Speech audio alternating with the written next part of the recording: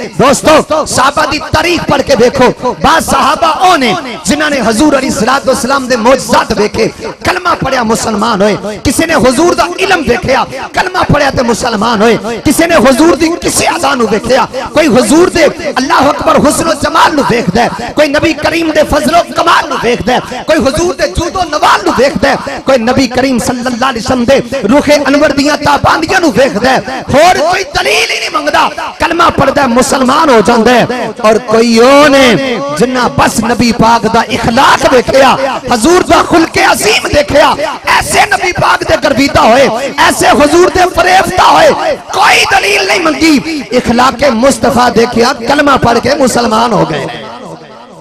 एक बार उच्ची ना कह दे यार सुभान अल्लाह, अल्लाह मदीने ले जाए ना बुजुर्गों का सदका, उच्ची बोलो सुभान अल्लाह। हुजूर दा इखलाक सब तो आला, बोलो नबी पाक दा इखलाक सब तो